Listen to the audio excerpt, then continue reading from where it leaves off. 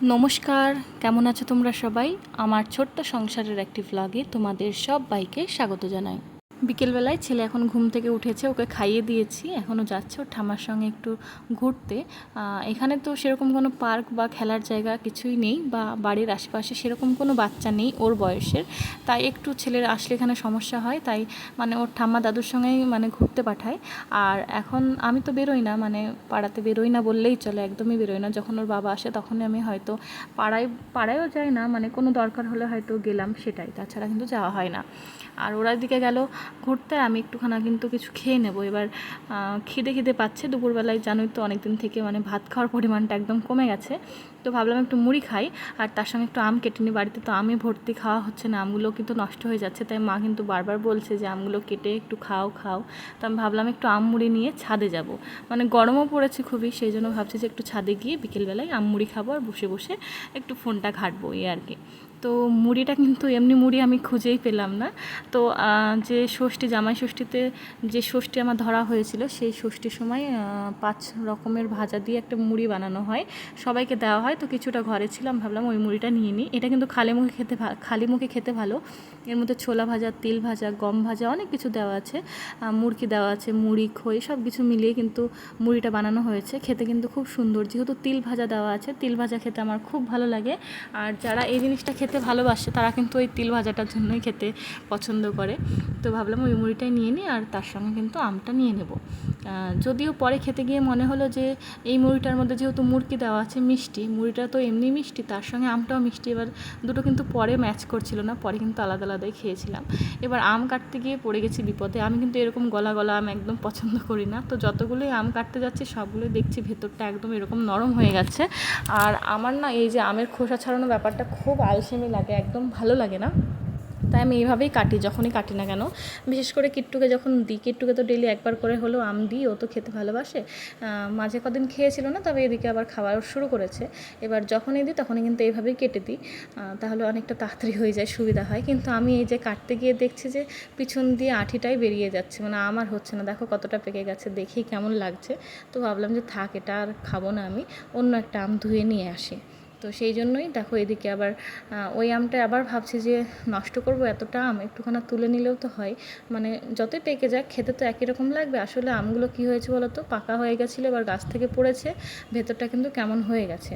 তো এটা একটু নিলাম, দেখা যাক মুড়ির সঙ্গে যদি খেতে পারি তো খাবো, নাহলে কিন্তু খাবো না। তোমাদেরকে রিকোয়েস্ট করলাম ভিডিওটা তোমরা পুরোটা দেখো, ভালো লাগবে। আজকে কিন্তু আমি নিজেও সারপ্রাইজ হয়ে গেছি, একটা না দুটো সারপ্রাইজ পেয়েছি, তোমাদের সাথে আস্তে আস্তে শেয়ার করছি। তো চলো ভিডিওটা কিন্তু তোমরা দেখতে থাকো। আর যারা আমাকে কমেন্ট করেছো তাদেরকে কিন্তু অনেক অনেক ধন্যবাদ জানাই। আমার খুব ভালো লাগছে তোমরা কমেন্ট করছো, আর এই লাস্ট দুদিনে কিন্তু আমি অনেক কমেন্ট পেয়েছি, সেই জন্য কিন্তু আমার সত্যিই খুব ভালো লাগছে। আর তোমাদের কোশ্চেনের উত্তর দিতেও আমার খুব ভালো লাগে। তো যাই হোক, এদিকে কিন্তু মুড়িগুলো নিয়ে নিয়েছি। এবার আমি যেহেতু বাড়িতে একাই আছি, তো ঘরের লাইট টাইট সব বন্ধ করে দিয়েই যাব, কারণ ছাদে গিয়ে বসবো। এবার ঘরে অত মানে চারিদিকে কিন্তু আমি লাইট জ্বালিয়ে রেখেছি, আমি যখন যেখানে থাকি সেখানে কিন্তু মানে ঘরের কোণা থেকে ও কোণা চারিকোনায় কিন্তু লাইট জ্বালিয়েই রাখি, না হলে আমার একটু ভয় লাগে, যেহেতু আমি একটু ভয় পাই। তো সেই জন্য কিন্তু দেখলাম যে আমি যখন ওপরেই যাব তাহলে ঘরের লাইটগুলো কিন্তু বন্ধ করে দিয়ে যাই। আর এই যে ঘরের লাইট বন্ধ করে আমি ছাদে যাব, এবার কি হবে বলো তো, যখন আমি ছাদে যাব তখন কিন্তু আমি আর মানে সন্ধ্যা হয়ে যাবে, তখন সন্ধ্যাবেলায় যদি বাড়িতে কেউ না আসে, ততক্ষণে যদি মারা না ফেরে, আমি কিন্তু আর ছাদ থেকে নিচে নামতে পারবো না, ছাদে বসেই থাকবো, আমার কিন্তু কিচ্ছু মনে হবে না।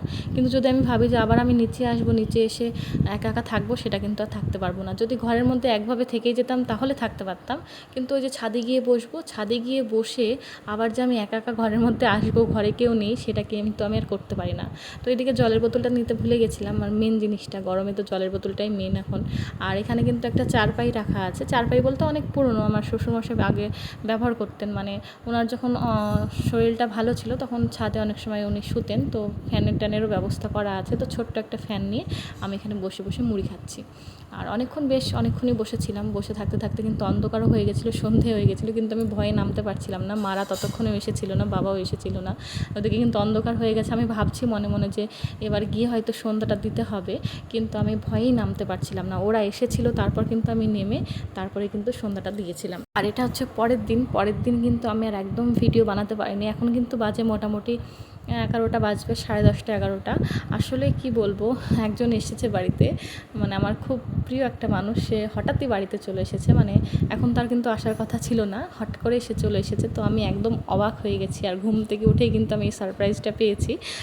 আমি ছেলেকে নিয়ে পড়াতে বসিয়েছিলাম, সকালবেলায় চাটা খেয়ে ছেলেকে নিয়ে পড়াতে বসেছিলাম মোটামুটি ওই সকাল 8টা নাগাদ। আমি কিন্তু হঠাৎ করে দেখি সে ঘরে চলে এসেছে। এবার আমি কিন্তু এত সারপ্রাইজ হয়ে গেছে আর আমি এত খুশি হয়েছি, আমি কি বলবো। তো সেই জন্যই এবার বাড়িতে একজন কেউ এসেছে, এবার তার তো জামা কাপড় ব্যাগপত্র এগুলো সব কাচতে হবে, তো সেগুলোই কাচাকুচি করছিলাম। আর আমি শ্যাম্পুটা করে নিলাম, সেই জন্য কিন্তু আমার বেশি গরম ধরে গেছে। মানে দেখবে চুল যদি বাঁধা থাকে, শুকনো থাকে, তাহলে কিন্তু অনেক কাজ করা যায়, কিন্তু চুল ভেজা থাকলে গরমে কিন্তু কাজ করতে বিরক্ত লাগে। আর আমার কিন্তু এখন ভীষণ গরম ধরে গেছে, কি বলবো, মানে একদম বিরক্ত ধরে গেছে। আর এদিকে কিন্তু আমাদের জন্য দুপুরবেলায় বাজারে গেছিলো, তার সঙ্গে আমাদের জন্য কিন্তু আইসক্রিম আর কিট্টুর জন্য কিন্তু একটু ডোনাট নিয়ে এসেছে। তো সেই জন্য মনটাও বেশ ভালো আছে। মানে এই শ্বশুরবাড়িতে আসলে না, মানে খুব একটা বাইরের খাবার খাওয়া হয় না, যেহেতু আমার তো দেওর টেওর সেরকম কেউ নেই, বা অল্প বয়সের বাড়িতে কেউ নেই, বাবা আর মা। এবার ওদের তো আর সেই ভাবনা চিন্তাটা থাকে না, মানে ওরা তো কী আর বলবো, বয়স্ক মানুষ হলে যেমন হয় বাড়িতে রান্নাবান্না করা, খাওয়া দাওয়া, এই আর কি। তো এখানে থাকলে সেরকম কিছু বাইরের খাওয়া হয় না, তো বেশ মনটা ভালোই লাগছিল।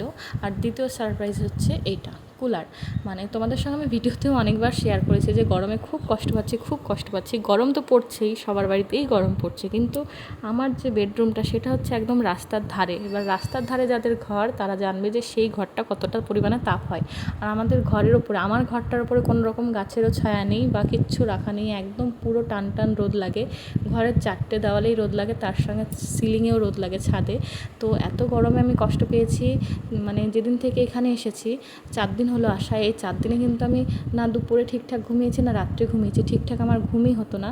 তো যাই হোক, এখানে কুলারটা দেখে কিন্তু আমি আরও খুশি হয়ে গেছি। এটা আমার কাছে একটা সারপ্রাইজের মতোই, মানে হঠাৎ করেই নিয়ে চলে এসেছে, আর বেশ ভালোই লাগছে যে একটু শান্তিতে ঘুমোতে পারবো। তবে একটা ব্যাপার হয়ে গেল যে এখানে তো আমরা বেশি দিন থাকবো না, এখানে আর হয়তো 10টা দিন মতো থাকবো। এবার 10 দিন পর আবার যখন ব্যারাকপুরে যাবো, তখন কিন্তু আবার আমাকে কুলার একটা নিতেই হবে, কারণ ওখানে দোতলার ওপর, ওখানে না নিলেই নয়, ওখানে নিতেই হবে। এখানে যদিও আমি 10টা দিন কষ্ট করতে পারতাম, কিন্তু ওখানে আর কষ্ট করা যাবে না। তো যাই হোক, তোমরা জানিও যে কে এসেছে, দেখি তোমাদের আইডিয়াটা কেমন হতে পারে, যে কী জন্য আমি সারপ্রাইজ হলাম, কে আসতে পারে।